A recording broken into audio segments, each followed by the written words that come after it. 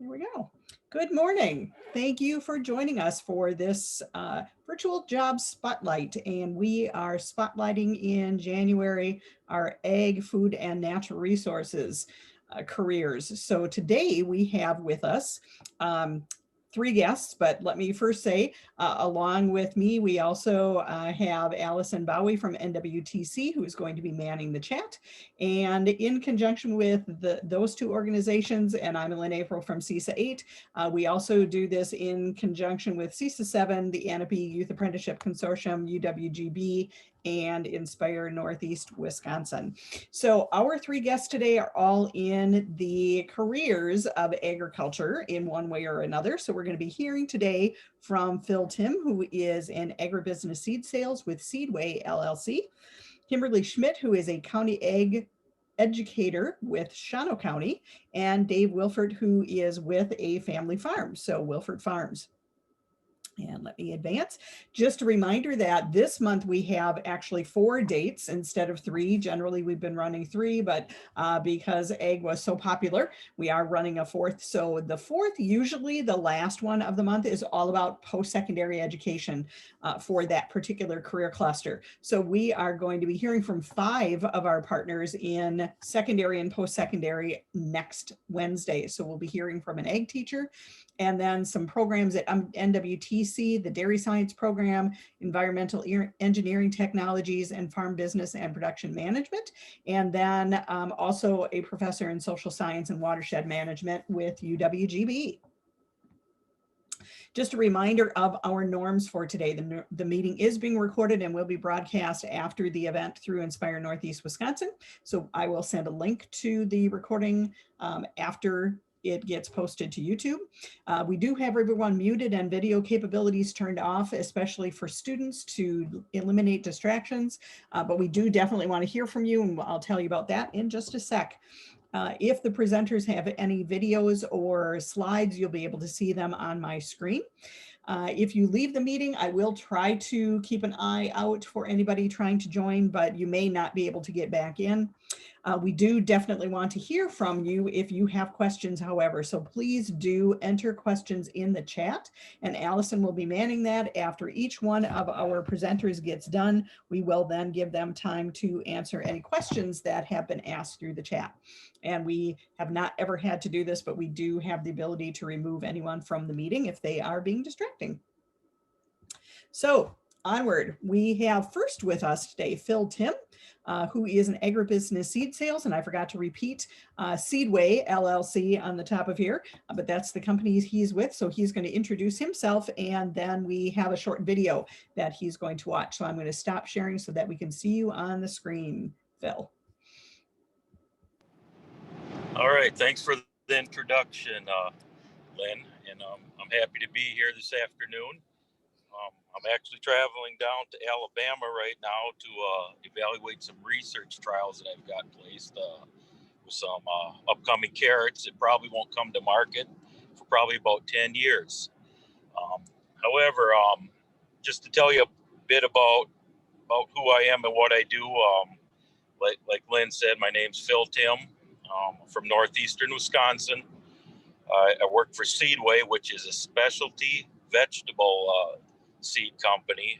We are owned about the last 15 years by Growmark, which is a growers cooperative out of Bloomington, Illinois. We are actually based out of Hall, New York, which is outside of Rochester, and we are North America's largest retailer here for specialty vegetable seed, and we're the second largest provider of certified organic seed in North America. I started out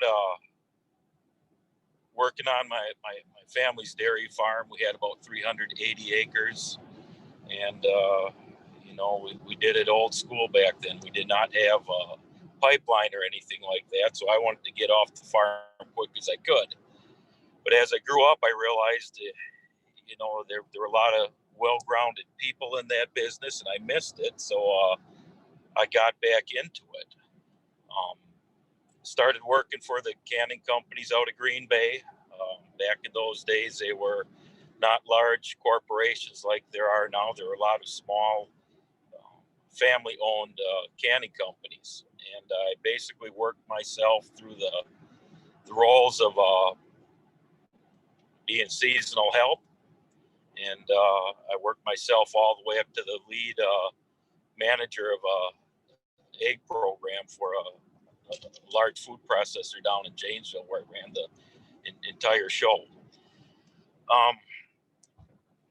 As the years go by, it just, working 18 to 20 hours a day was too much. So I actually got a call here from Seedway to step over for somebody that no longer was able to fill his position with this company, and I knew the work very well, so I stepped into this role. This is not a traditional sales position like other sales positions are. Probably at best, 30% of my time is spent selling, and obviously that's where we generate some revenue that allows us to function the remainder of the year. But my focus is on research and development. I work very closely with the breeders to establish new product. Probably 99% of what we research and trial fails. That is very difficult to come up with new varieties, and that's what I focus on. And we are partnered with Bijo Zaden out of the Netherlands. They're just north of Amsterdam, about an hour's drive. We are, they're quite honestly, they're primary importer into North America. So we focus on a lot of non-GMO carrots, onions, cabbage, and red beets, and we're very invested in that. We're tailored more towards a larger food processor, and that's what we do. Now, Lynn's going to show you a video here in a moment. We do videos here every several years, just to keep fresh. And this video here is not just a video. You've really got to engage in it, because what this video is going to show you is the opportunities in agriculture to work in specialty seeds. You can be on boots on the ground like I am, working with the growers, the plant breeders. You could be a pathologist in a laboratory. You could be an entomologist developing disease resistance. You can be a breeder. And this video has got all those pieces into it, and it is shown from the farmer's viewpoint. You will see the farmer opening the day with breakfast, and you will see all the behind the scenes efforts that went into developing the seed for him to allow him to be profitable and minimize his risk. So, Lynn, you can go ahead and show the video whenever you're ready. All righty. So here we go.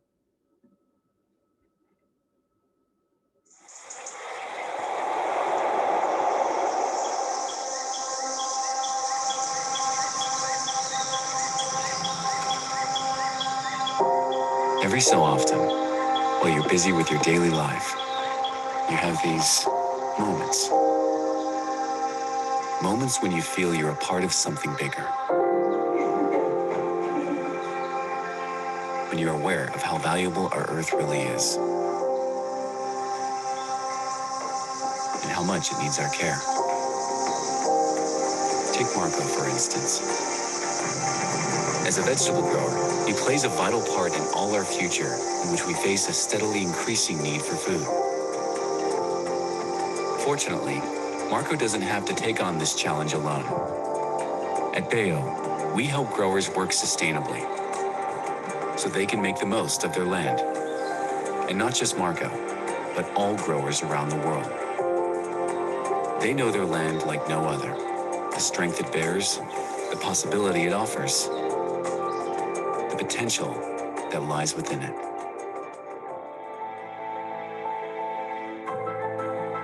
Exploring, unleashing nature's ultimate potential is what motivates us at Bayo every day.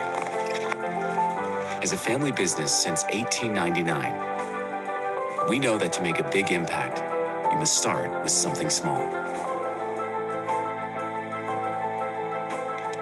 That's why our efforts in research and development go beyond what meets the eye. We go right down to the DNA level in search of undiscovered potential. Potential for seeds that can resist disease, that can withstand harsh weather, or that have better growth characteristics. After thousands of crossings, intensive testing, and careful selection, we introduce many strong, healthy new vegetable varieties every year. We use growing methods that stay close to nature. This way, we're able to produce high volumes of strong seeds.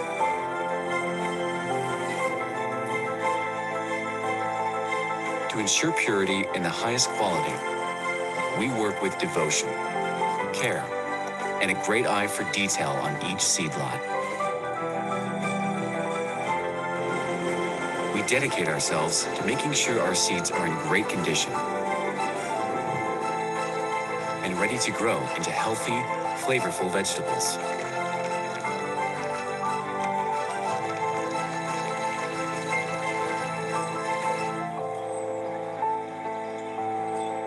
As you can tell, we're really into research. But we like to get our boots dirty too. In the end, it's the field that truly shows the results of our efforts.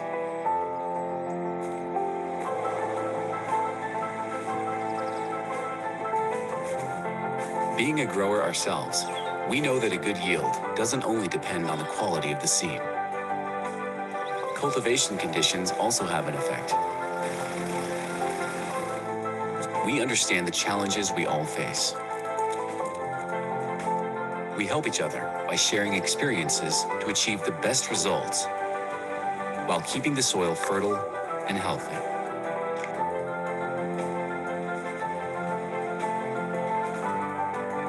That's why at Bayo, we feel a responsibility to care for the world we live in. Because when we do, we get back so much more.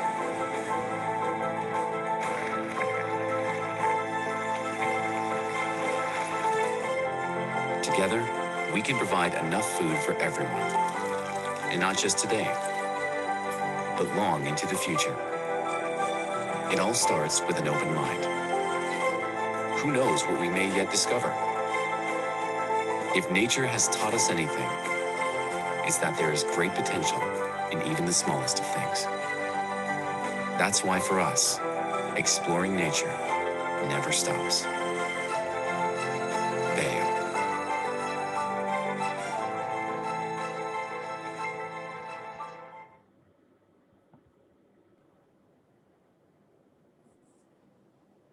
All right, perfect. Thanks for showing that, Lynn. Yeah. But anyway, there's a lot of positions in there for agriculture. And I know a lot of people think growing up in northeastern Wisconsin that, you know, working on a dairy farm is probably all that ag has to offer. I make my living on carrots. I sell more carrots in North America than any other salesperson. And that's how come my background has got carrots on it. The video I showed you was about carrots. The picture behind me on my background, I actually took 3 years ago on a research tour in the country of Ukraine on the border of Poland. And I was with a French company out there going over plots. So Wisconsin is the second largest producer of carrots in all of North America, regardless of what the ag statistics say. The numbers reported are not anywhere near accurate. Wisconsin is the largest producer of cabbage in the world, not in the U.S., but in the world, and that's a fact. And we are also the largest producer of red beets in the United States of America, and we're the 7th largest producer of storage onions. So there's a lot of opportunities out there, and I encourage anybody to reach out to me that has got interest in this, because without the youth getting invested and interested in these opportunities, the industry will not be able to move forward. So that concludes my presentation. I'd like to thank Marcy for inviting me to do this, and for Allison and Lynn for working behind the scenes with me to make this happen today. So thank you very much. Awesome. We do have some questions. So Allison, would you like to man the chat? We do, sure. Well, the first question, do you travel a lot? I think you do. I travel a lot. Yes. I'm really my own boss. So I can inflict upon myself and my family as much or as little punishment on the road as I want to. But I travel quite a bit. I drive about 60,000 miles a year in my pickup truck. And pre-COVID, I flew, probably just under 50,000 air miles a year. We do a lot of work in Europe. We do a lot of work in New York, Texas, Florida, Georgia, and the upper Midwest. So I'm one of the younger guys that work for the company here. So I do significantly more travel than anybody else. But the 4 crops that I mentioned are the ones that I focus on. Okay, great. What are the most interesting vegetables to work with? Well, it's the ones that I've chosen to get integrated with. Carrots and onions are definitely the most interesting. There's a very unique grower base that produces those. You have to have particular knowledge and equipment. You cannot make a carrot grower or an onion grower out of anybody. It's difficult, and people that do it here are very unique people. They're always trying to extract information from me and others to improve, and it's very difficult to improve things just because of the genetics and the climate change we're going through. But I love working with the onions and the carrots and the customer base. They're great people. Nice. I gotta ask, are you responsible for my favorite purple carrots? Well, it may or may not be, but I do market 5 different purple carrots. Some are purple all the way through. Some are orange in the middle. Yeah. I was just had to ask that. There is one last question. What's been your favorite place that you've been to? And I don't know if we lost him. But yeah, we do all different types of colored carrots. Yeah. So I don't know if you heard the last question. What's the favorite place that you've been to in your travels? Oh, without a doubt, it's Poland. Without a doubt, it's Poland, Eastern Europe, into the Ukraine. I picture that country the way this country was probably about 1950. It is a unbelievable step back in time, and things that we took for granted are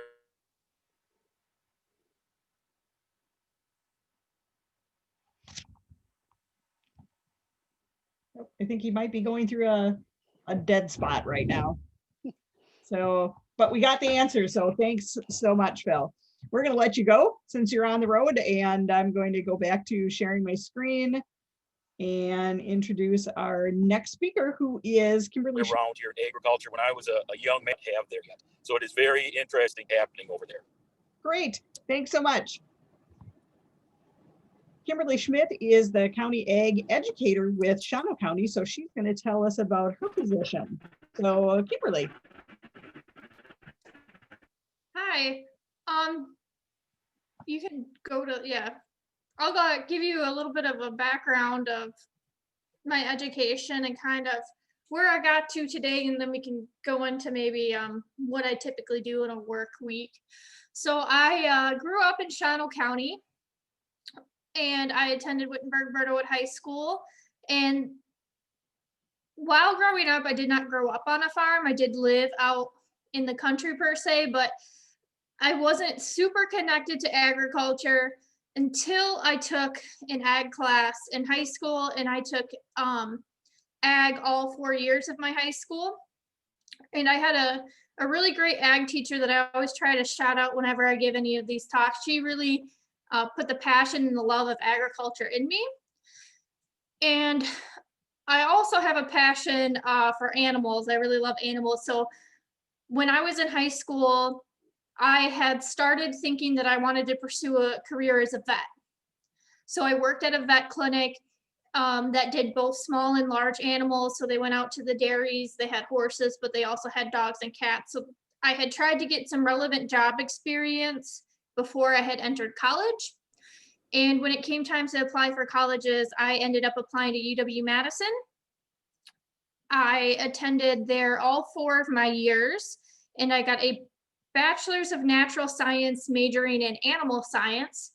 And while there, I learned that there is a lot more that you can do with a passion for agriculture and a passion for animals. Another thing that I also learned is how to adjust my expectations. Many of you are maybe aware, maybe not aware, but to get into vet school, you need an extremely high GPA. And it can be a little bit challenging your first couple of years of college, and I did not get a 4.0. So I had to start looking at other options because I knew it would be a lot harder for me to get into vet school. So I got involved in a bunch of different organizations that were ag-related on campus.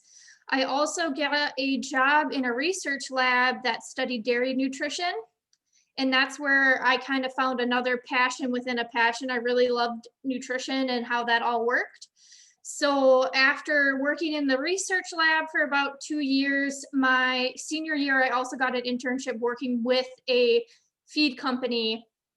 And I learned about ration balancing and all that. And after graduating, I wasn't really feeling confident enough that I knew enough to go out and get a job. So I decided to pursue graduate school. And I ended up down at the University of Tennessee, where I got a master's degree in animal science again, but my research that I did down there focused on heat stress and protein metabolism in lactating dairy cattle.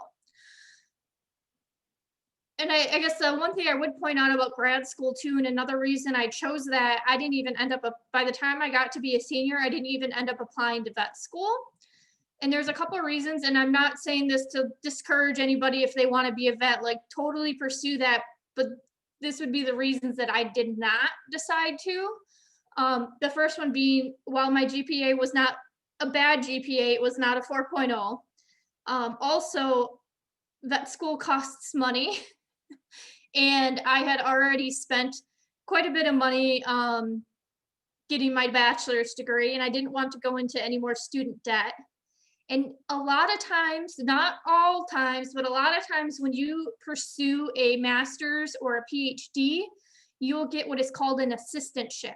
So I had a research assistantship, which meant that I worked for my professor that I was studying under, and they paid me to go to grad school. So they paid all of my tuition costs, plus they paid me a stipend to live off of. I wasn't living high on the hog, but it was definitely enough to get me through. So that's why I chose to pursue that, because it was a way to pay for my education without having to go into more debt. The other thing you can do besides doing a research assistantship is sometimes you have teaching assistantships. And that's where they have, you're like a teacher's aide to the professor. So you help them teach their classes, or maybe you lead a discussion or a lab section for them. And that's how you would earn your keep. So spent 2 years in Tennessee. I learned a lot, and I went in there thinking that I needed to learn more to go out and get I don't want to say a real job, but to start pursuing my career. And what I learned was you can never know enough. Grad school is really good at like teaching you that there's a lot out there to know, and it just takes time. So after I finished that up, I started looking for positions as a dairy nutritionist. And I ended up working for a cooperative in West Central Wisconsin for about 2 years, and I did feed sales. I really enjoyed interacting with farmers, helping them solve problems, and I really do love formulating diets. But the part that I was not so excited about, and the part that made it a little bit more difficult for me and my personality and my temperament, was doing cold calling. I am not a fan of pulling into people's driveways and like trying to convince them to like buy feed from me. I just wanted to be there to offer solutions, and it's not that easy. You really have to work on relationship building and a bunch of other stuff. So while I learned a lot about relationship building and I learned a lot about dairy nutrition by applying it in the field, it wasn't a job that I thought that I would be 100% happy with forever. So I always just kind of kept my eye on other available jobs out there. And that's how I came to extension. So you can go to the next slide. So this job came up for extension. I applied for it. I got it. Even though my background is in dairy nutrition, I actually am qualified as a crops and soils educator for extension. So what I have tried to do with my background in dairy nutrition and my expectation to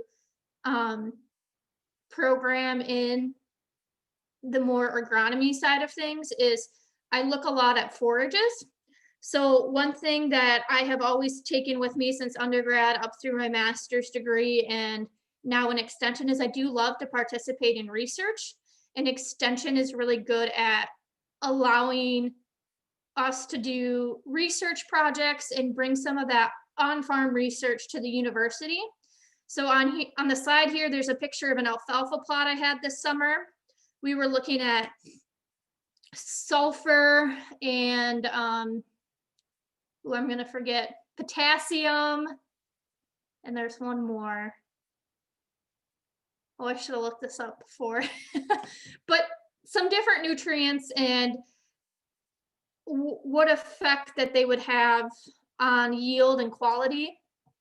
And we harvested it off of my little square there with my hedge clippers, like 128 plots 3 times this summer. So even though COVID had kind of derailed some of our plans, I definitely found a way to keep myself busy out in the field this year.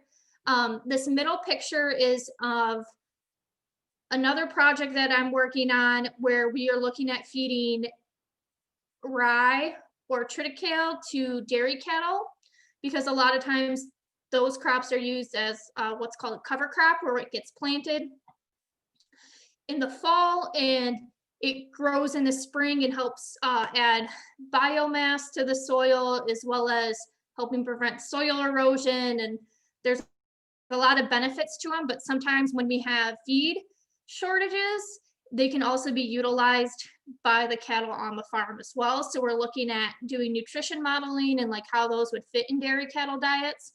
And then the last picture is of tar spot, which is a fungal disease, and I helped scout for that the summer of 2019 by walking a couple fields in Shawano County, and I sent that down to a state specialist. So I should probably like back up and mention that the one thing like extension is the mission statement, and this is part of the universities too, is something called the Wisconsin Idea, where we're here to bring our research to the people and make it more consumable by those. So that's something that I always try to do with these research plots. And then if you could go to the next slide. Another thing we do is host meetings when it's not COVID, and we have our state specialists who are the professors at the university come and talk to our farmers and agronomists. And we also write resources with them and try to get the information out about the different things that we are doing. And then if you could go to the next slide. During COVID, we've tried to adapt that, and here's some virtual programming and webinars that I've helped with this year. And then I guess I'll just finish up and mention that, like, in a typical work week, I am usually planning these types of programs. I'm planning my research projects, or I'm actively working on my research projects. I am working with organizations within the county, whether it be our forage council or farm bureau or dairy promotions. There's a lot of organizations that I attend their meetings and try to partner with on certain stuff. And then I also get a lot of questions as well. That's also part of my job, is to be there to answer people's questions. So people call me to ID bugs. I help them with their feed inventories. If there's a government program that's happening, a lot of times Extension helps with the education portion of it. It helps farmers understand, like, when you sign up for it, what does that mean? Or is this a good option for you or not? And a slew of other questions, if you can think of it. Probably somebody has asked Extension about it. So I think I covered everything. One question I would have, you mentioned an internship with a feed company while you were in college. Do you think that's something that it would be possible for a high school student even to possibly get involved with a seed company or feed company that early? Maybe. I would actually suggest, and this is something that I wish I would have done. I didn't grow up on a farm. I wish I would have gotten a job milking cows. Now that sounds, it sounds like, well, maybe you don't want to, not that there's anything wrong with milking cows, but you're going to probably say, well, if I want to be a nutritionist, why am I milking cows? Just to be on the farm day to day. And I did gain some of that experience through doing different projects and stuff, but I never physically did a long period of time where I was milking cows in a farm setting. And I think that is probably more valuable than trying to get in with like a feed company. You can maybe ask to job shadow and like ride along, but they usually reserve their internships for college age students. The other thing you could do, you could also work in the feed mill. You could, if they have a position open, and if you're old enough, there might be some OSHA things with like heavy machinery and that. But even if you had an intern, or if you wanted to do a summer job working in the feed mill too, I think that would be beneficial. But I would say if you're in high school, maybe get a job on farm to gain some of that experience, especially if you didn't grow up on a farm. Or you can always ask to do ride-alongs. You can ask to do ride-alongs with vets. And not that anybody asked, but I also give another piece of advice. I went to Madison for all 4 years, but they're not better options, but there might be better options for other people. My husband also graduated from Madison, but he spent 2 years it was Marathon County, now it's part of the Stevens Point campus, before he transferred to Madison. And I think that sometimes is a good option, not to feel so overwhelmed by going to such a large school to start with. And I guess I'm 50-50 on it. You miss on getting involved in some of the organizations and opportunities on campus, but it's a little bit easier to ease into college if you maybe start at a smaller school versus jumping into the big pool right away. Great suggestions, especially with, I don't think that there's a farmer I've talked to that is not looking for help. So I think that, if you are interested in getting into a farm and milking, and there you will see a direct connection between that dairy nutrition and the amount of production from those animals. So that's a great suggestion. Allison, do you have any other questions? There aren't any questions in the chat. I want to just say I appreciate that you mentioned the research assistant opportunity, or a TA opportunity that sometimes we forget about, and the tuition reimbursement opportunity.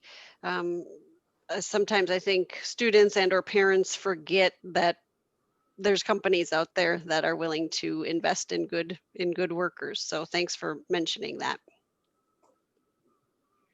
All right. Thanks so much, Kimberly. And we will move on to our last speaker, and that is Dave Wilford from Wilford Farms. So let me stop sharing so that we can see Dave as he tells us about running his own farm. Dave. Well, good morning. Thanks for having me on this morning, and we'll try to do the best we can here to get everybody motivated and off and running. I guess first of all, let me explain a little bit about Wilford Farms. Although I grew up on a dairy farm originally, Wilford Farms over in Manitowoc, Wisconsin is a little different type of farm. We're comprised of three different distinct divisions. One is our fresh market division, which a lot of people are familiar with in this area and surrounding area.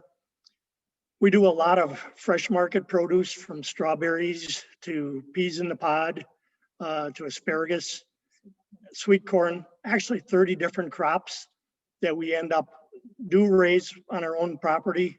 We raise it, we pick it, we wash it, we clean it, and we sell it to you so that you can put it on your table less than 24 hours after it's come out of the field. So we've become very large in this. We're probably one of the largest fresh market produce growers in East Central Wisconsin, and very proud of what we've developed there. Another part of our business is our processed carrot division. Back in the early 80s, we started raising processing carrots, which Phil Tim had talked about earlier to us. We were actually doing it on highland sand or sandy soil. At that time, the majority of the carrots in the state of Wisconsin were grown on drained wetland areas. And it was thought at that time that that was the best quality carrot that was available to can and freeze. Once we became involved in the carrot industry, we changed that perception. All of a sudden, some of the larger processors realized that we were doing a product that had better quality than what they were currently doing. And they decided to get more and more carrots off of sandy ground. So a big part of the carrot industry moved to central Wisconsin, where they could do it on highland sand.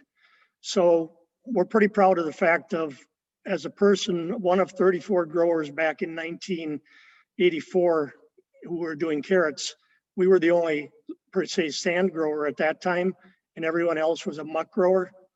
And in today's world, the majority of the carrots, other than a few, are raised on highland sand. So we're pretty proud that we kind of led that change in the industry. And it wasn't a thing we were looking to do, but it's something that just happened. The other part of our business is our grain and oilseed division. We farm, we're not a big farm, we farm about 700 acres. But when you're raising vegetables, both processing and fresh, another very important part of the sustainable agriculture is having different crops that rotate with those vegetable crops. Because disease-wise and weed-wise and a lot of different things involved, you need to have this synergy where different plants work together to give the other plants benefits.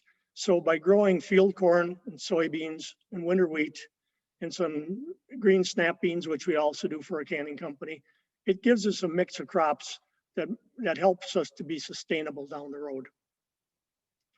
Now, I'm going to take a step back, and because everybody else talked about kind of career path and where they came, I'll go back a little bit on our history. Part of our farm, Wilford Farms, has actually been in our family since 1877. So we've been around for the long haul. Back when I was a youngster, back in the early 60s or late 60s and early 70s, I got up every morning at 5:30 and went out to help the family milk the cows in the morning. So my school day started at 5:30 every morning, getting out in the barn, milking my string of cows, coming back in, getting ready to go to school, get on the bus, go to school. The end of the school day, come back home, get back off. By 4:30, I was back in the barn helping do chores. So I started kind of early. I guess I always tell people my first paying job was when I was 6 years old, which was when our family started you in the barn and you started taking care of calves. And so I started with a big paycheck of 25 cents a week. But It also instilled in me a lot of pride in what I was doing, and I would never want to have it any other way. So when you talk career path, a lot of times I talk in winter to different groups of high school kids. A lot of times it's sophomores here in Manitowoc County, which we do for a career fair every year. And what I tell them is the important thing is be involved and do something, because the little things you do will many times add up and take you a long way in where you're going in the world. Experience. Everyone tells me now millennials want to have experiences. So I totally agree with them. We should end up give them as many experiences as they can get to get them on the right path. Now, back when I was a youngster again, and I was milking cows and doing things in the barns when I was young, my parents were dairy farmers all their life. And they said to me, Dave, don't end up be a dairy farmer. Be anything else, but don't be a dairy farmer. We don't want to see you end up have to do something where you work 7 days a week and every day and have something. You're a smart kid. I'm fortunate. My parents were big advocates of agriculture, although my mom only had an 8th grade education. My dad had a high school education. But both of my parents said, get whatever education you can get and you'll never be sorry. So I'm proud to say that as I went through high school, I turned out, was a valedictorian in my high school class, had a younger sister that was valedictorian of her class, and I've also had my daughter who a number of years ago was valedictorian of her class. So, you know, my one beginning with everyone, take that education and get as much out of it as you can. As I moved on and went to college, of course, because my parents had told me, don't become a farmer. So I had my hopes and dreams on being an accountant. I maybe was a little bit starry-eyed on what an accountant was or how great a thing that was going to be, because after 2 years of being an accounting major at UW-Oshkosh, I decided I wasn't the guy to wear a tie every day and a white shirt. And that was kind of one of the requisites of being a cost accountant or an accountant back in those days. You were going to sit by your desk and end up be dressed up every day. Kind of thought maybe not totally my cup of tea. So little change in direction and ended up although I was a business major already, remained a business major, turned out with a degree in marketing. And because going to school was always kind of an easy thing for me, rather than graduating in 3.5 years, which I could have done, I picked up another degree in economics and finished out my 4 years at Oshkosh with degrees in economics and marketing. Back as a freshman in college, I had a speech teacher by the name of Steve Probst, who was the novice debate coach. So Steve threatened me as a student, as a freshman, that if I wasn't going to be on the college debate team, he was going to fail me. So I quickly learned that I needed to learn how to be a debater, although my high school never had a debate team. So when I look back on it, even if it was something I maybe didn't want to do in the beginning, I'm glad I did it, because I ended up actually debated varsity as a freshman. Only debated for 1 year, because once I got out of Steve's reach that he couldn't flunk me anymore and he gave me an A instead, I wasn't on the debate team, but it was a valuable experience to have. So as I look back my early days growing up on my dairy farm, doing that part of it, going to college, being on debate team, I also tended bar at a number of different bars when I was in college. Always worked 2 or 3 jobs while going to school. Worked at the food service at the university. Always learned something. But one of the most important things I learned was working with a lot of different people. And no matter who you are or where you go or what you do, I think learning how to work with people and be involved with people is one of the most important things you can learn in all of education. Because no matter what happens, you're always going to need to have that involvement with people. I want to now touch back on, as we go, what are the day-to-day responsibilities of what I do on our farm. And again, because we're such a complex operation, it ends up, there's a lot more to it than what most people think.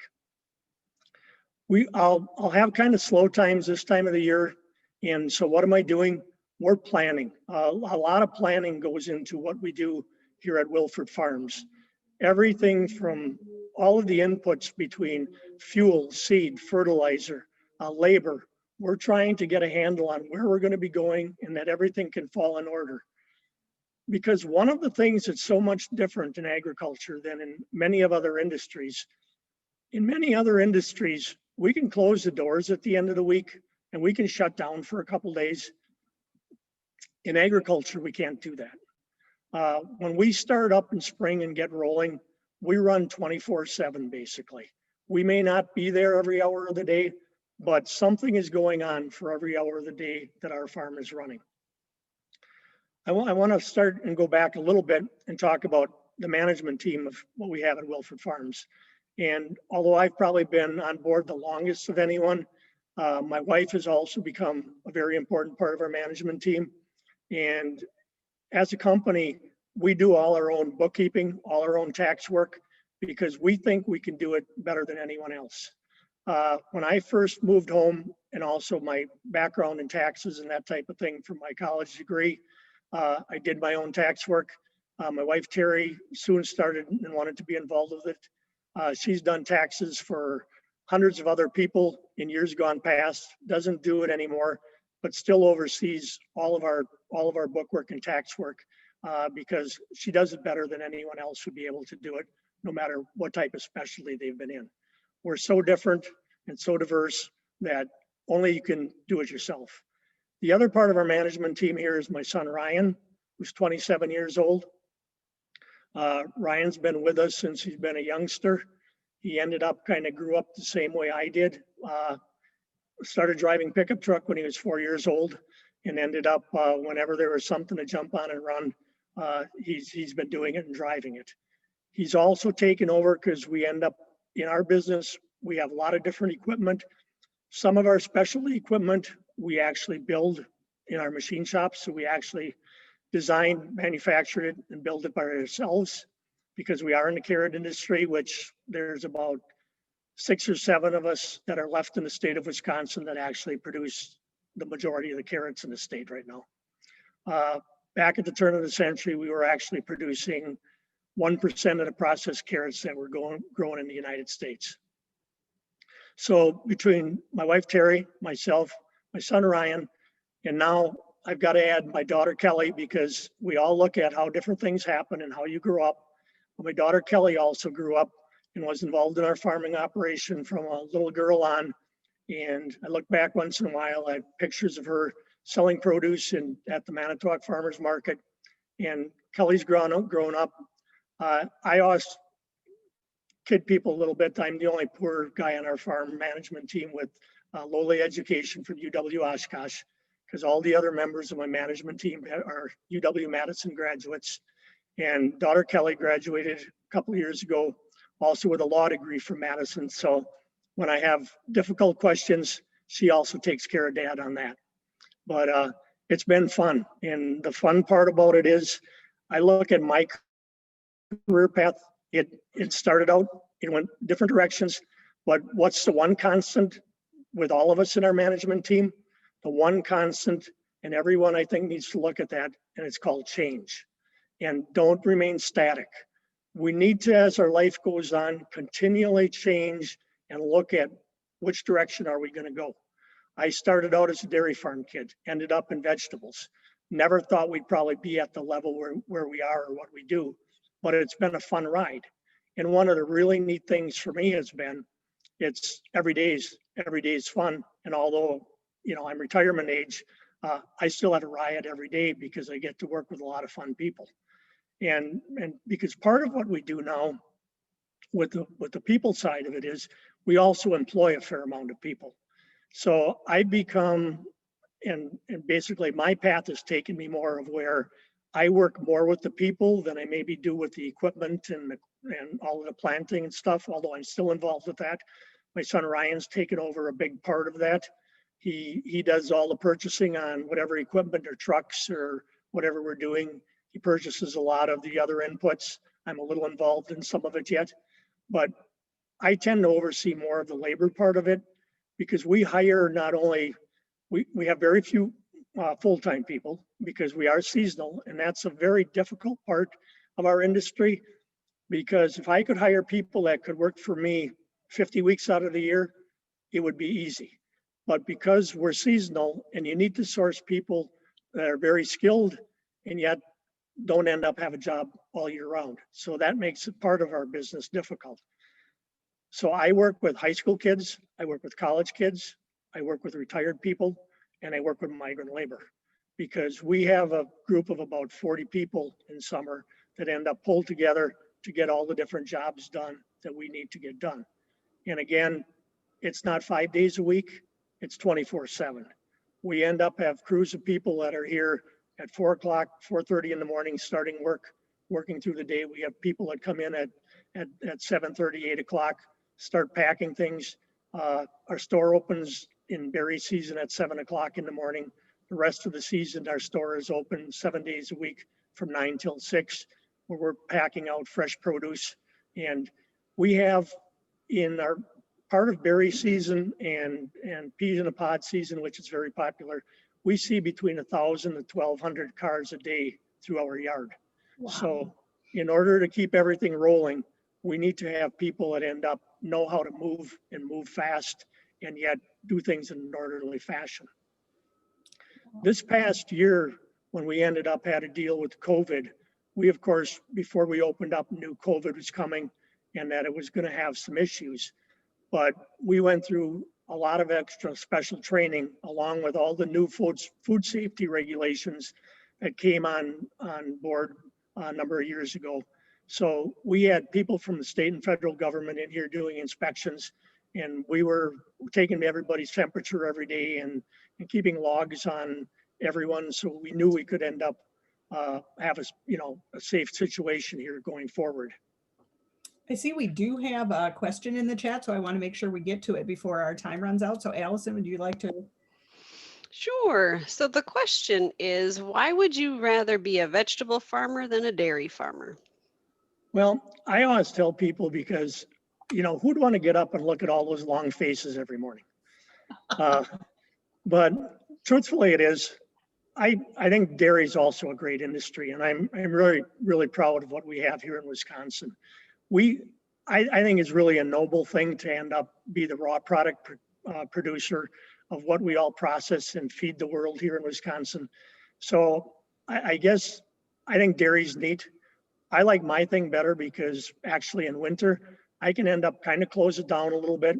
And although we have semi trucks running and delivering some product and stuff in winter, it gets a little bit slower. And I'm a summer guy. I like being outside in summer. I'd rather be outside than be inside a barn. So that's why I'd sooner be a vegetable farmer than a dairy farmer. And I'm glad you touched on. I shouldn't pick on. Oh, go ahead. Can I pick on dairy farmers a little bit? Yeah? As vegetable farmers, we do a little better job of marketing than dairy farmers do. In vegetables, we understand that you can't always sell everything you produce. And because of that, we control our supply a little bit better than dairy farmers do.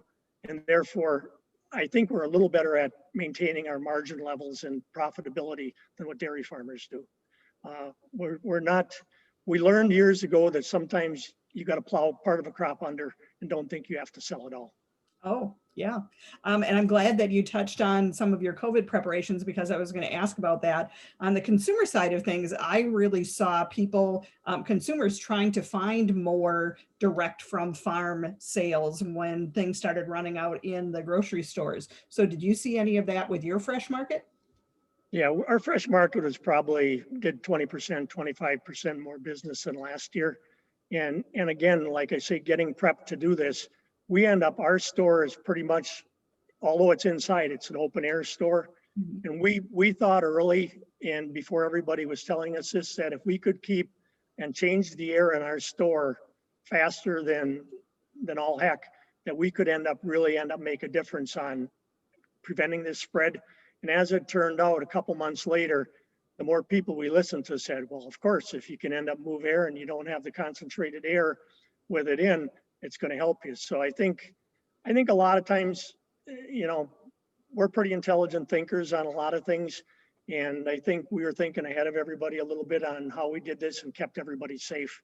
And, you know, I'm proud to say that for all the people we pass through with you pick berries and all the pre-picked berries we do and all the other things we do here, I don't know of anyone that said or had any inkling that they would have picked up anything COVID related off of our farm. So including all the different laborers that we had working here. So we're pretty proud of that. That's awesome. Thank you so much for joining us today. We just, as always, Allison and I learn a tremendous amount from all of our speakers. So thanks so much for taking the time to tell us about your farm and all of the different things that you produce. Thank you. Just a reminder that next week we're really going to be digging into the post-secondary side of things with our speakers. So make sure that you join us to learn about the programs at NWTC and UWGB and also a high school ag teacher. And as always, we love to hear from our students and get feedback. So as you get done watching either the live workshop or the recording, please do go to the survey, which was sent out to everybody this morning with a link, because we would love your feedback. And that is going to bring us up to the end of today. But again, I want to thank all of our speakers for being with us. We always learn a tremendous amount, and it's been really fun this month learning all about ag, food, and natural resources. So thanks so much for being with us.